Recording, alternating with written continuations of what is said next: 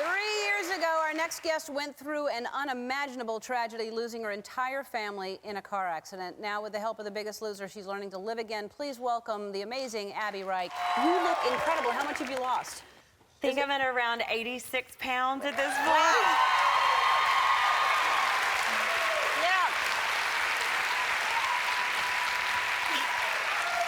You look great. And there's a sparkle in your eye. There's a light coming from you that you look like you're happy, and I'm happy to see that. Thank you. I'm happy to see that. If you wouldn't mind, and the only reason I ask you to tell the story is because, you know, there are people that have things happen to them, and I think you have choices of just wallowing in it or climbing out of it. And if you could make it through what you made it through, I think it's hope for people out there. Tell people what happened 2 years ago, right? It was actually 3 years ago in October. It was a Friday the 13th, and my husband and daughter had come home from school. I had Caleb with me. 5-year-old daughter. 5-year-old daughter in kindergarten. And? Caleb was 2.5 weeks old. I had just given birth to him, and I'd had a cesarean section, and I was having some chest problems and chest pains, and we decided that I would go to the emergency room just to make sure that everything was okay. And so I wasn't going to take a newborn baby to the emergency room with me, so Rick was taking the kids for Macy to go to an open gym. And so after I'd gotten to the emergency room, I was waiting in line or whatever and couldn't get a hold of them. And it had been enough time where they should have been home. And so I kept calling, and at that point I just knew something was wrong because he always answered.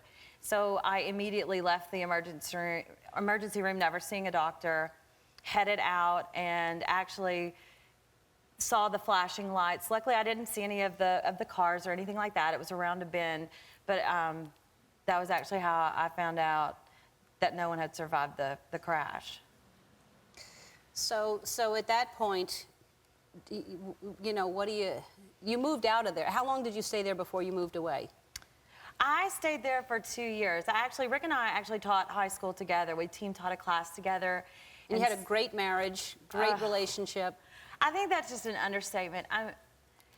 Rick was absolutely 100% my soulmate, my best friend, my coworker, the greatest guy you'd ever meet in your whole life. And so I had everything I ever thought I wanted in life, and then so much more.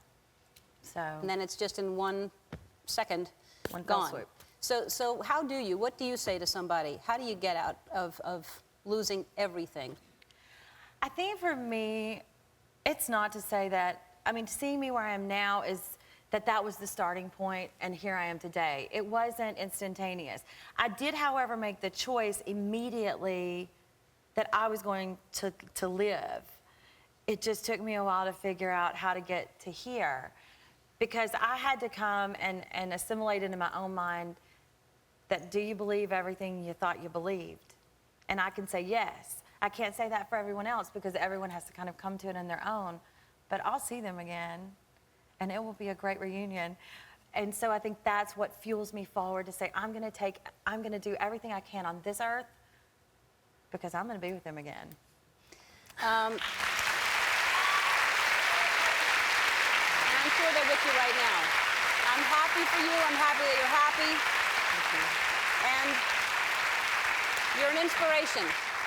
You're a true inspiration because you look happy, and it's at a moment like that when you find that information out that you've lost your whole family, you just can't imagine ever feeling like that again. Absolutely. Ever. And you do. So. And that's the one thing that I want people to know is that even in your darkest hour, there's always hope. You think you can't make it through, and it's amazing that you have the power not to control your life, but to control how you respond. And I choose to soar now. You are soaring. That's great.